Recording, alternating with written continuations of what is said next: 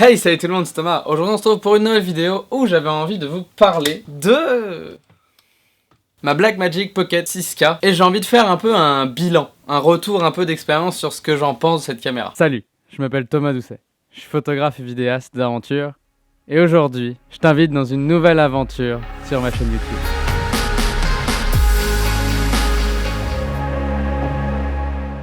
J'espère que vous avez aimé la nouvelle intro. Cette caméra pour moi est juste incroyable. Elle me permet de l'utiliser quand je veux, où je veux, pendant le temps que je veux, aussi longtemps que j'ai de la batterie. Partez du principe que j'adore cette caméra, je l'adore littéralement. Premier gros point, étoffe.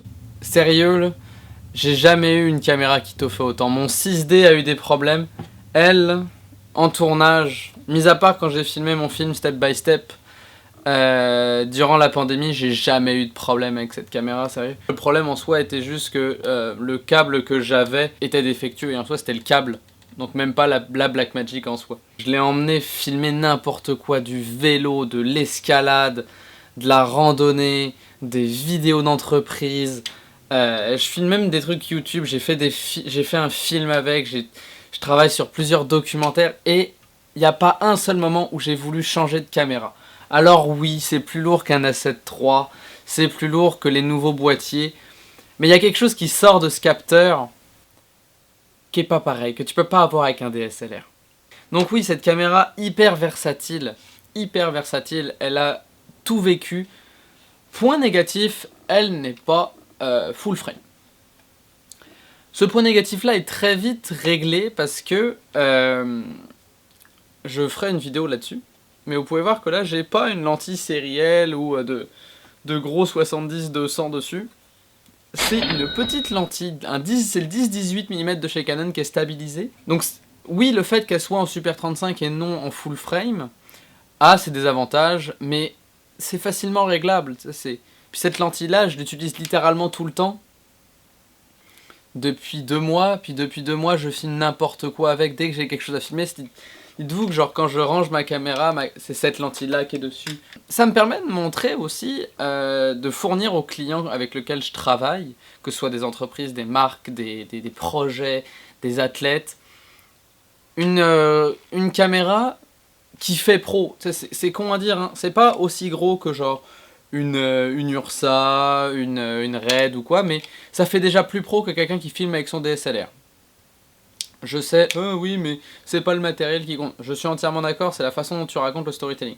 Mais un client, il s'en fout de ton storytelling. Il s'en fout des principes moraux de notre monde, entre guillemets. Lui, ce qu'il veut, c'est que t'aies l'air pro sur son tournage et que si jamais il fait de la communication sur le fait que tu tournes, qu'il y ait du gros matériel qui soit sorti. Elle est bonne en basse lumière. J'ai filmé un événement de ski à 4000 ISO. 4000-4500 ISO. Puis écoutez, avec un tout petit peu de post-traitement, bah, ça se fait très bien, ça s'utilise.